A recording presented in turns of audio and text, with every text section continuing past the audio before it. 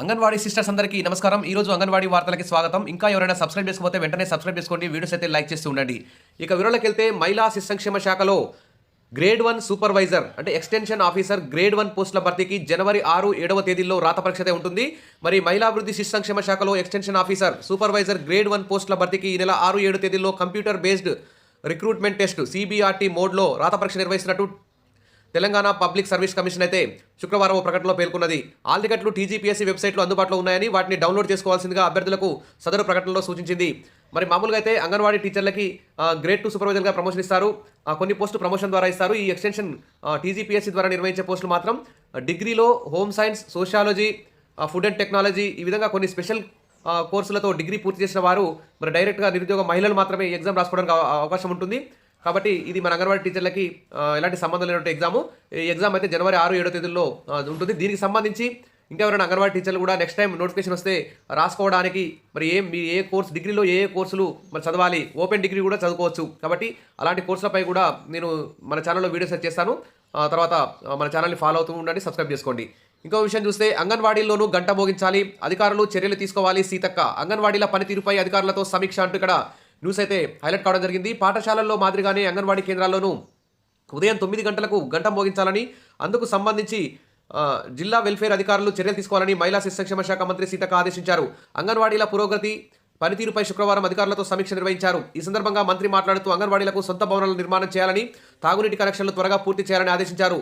విధుల్లో అలసత్వం పనికిరాదని సూచించారు. అంగన్వాడీల్లో పోషకారాన్ని ఎప్పటికప్పుడు తనిఖీ చేయాలని, నాసిరకం వస్తువులు వస్తే వెంటనే కాంట్రాక్టర్లపై చర్యలు తీసుకోవాలని తెలిపారు. ప్రజాప్రతినిధులు బడిబాట మాదిరిగానే అంగన్వాడీ బాట పట్టాలని సూచించారు. కొన్ని జిల్లాల్లో మూతపడిన అంగన్వాడీలను తక్షణమే తెరిపించాలని అధికారులను ఆదేశించారు.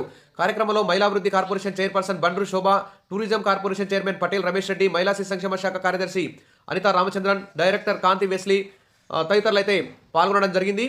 ఈ విధంగా మరి 5లోగా CRTలకు జీతాలు, తర్వాత వారికి 180 రోజుల ప్రసూతి సెలవుతో పాటు డెత్ బెనిఫిట్స్ మంజూరు చేస్తామని శుక్రవారం మహిళా శిశు సంక్షేమ శాఖ మంత్రి సీతక్క అయితే గురుకుల ఆశ్రమ పాఠశాలలో పనిచేస్తున్న టీచర్లకు సంబంధించి కొన్ని సానుకూల నిర్ణయాలు తీసుకున్నారు. మరి వారికి తీసుకున్న విధంగానే అంగన్వాడీ టీచర్లకు కూడా 180 రోజుల ప్రసూతి సెలవు, తర్వాత ప్రతి నెల 5వ తేదీలోపు జీతాలు ఇచ్చే విధంగా, రెగ్యులరైజేషన్ చేసే విధంగా, మినిమం టైం స్కేలు, తర్వాత ఉద్యోగ భద్రత కల్పించేలా కూడా మరి ఈరోజు బడ్జెట్లో చర్యలు తీసుకోవాలి. 18,000 వేతనం పెంపుకు సంబంధించి కూడా క్యాబినెట్లో చర్చించాలి. సంక్రాంతి కానుకగా అంగన్వాడీ టీచర్లకి ఈ గుడ్ న్యూస్ చెప్పాలని చెప్పేసి, ఎలాగో మంత్రి గారు అయితే అంగన్వాడీల అభివృద్ధి, అంగన్వాడీలో ప్రీ స్కూలు, ప్రైవేట్ కాన్వెంట్ స్కూళ్ళకు ధీటుగా అంగన్వాడీలో బోధన జరుపుతామని చెప్తున్నప్పుడు సందర్భంలో అంగన్వాడీ టీచర్ల ఆయాల సమస్యలు, అంగన్వాడీ కేంద్రాల్లో ఉన్న మౌలిక వసతులను అభివృద్ధి చేయడం, అన్నింటి మీద కూడా దృష్టి పెట్టాల్సిన అవసరం ఉంది. కాబట్టి ఖచ్చితంగా సంక్రాంతి కానుకగా అంగన్వాడీలకు 18,000 వేతనం పై ఈరోజు క్యాబినెట్లో చర్చించే విధంగా చర్యలు తీసుకోవాలని చెప్పేసి అంగన్వాడీ యూనియన్లు, అంగన్వాడీ టీచర్లు ఆయాలందరూ కూడా కోరుకుంటున్నారు. ఇక్కడ చూసి ఇంకో పేపర్లో కూడా అంగన్వాడీ కేంద్రంలోనూ గంట కొట్టాలి, జిల్లా అధికారుల సమీక్షలో మహిళా శిశు సంక్షేమ మంత్రి సీతక్క అంటూ ఇక్కడ న్యూస్. 15 రోజులకోసారి అంగన్వాడీ టీచర్ల ఆయాలతో సమావేశాలు ఏర్పాటు చేయాలి.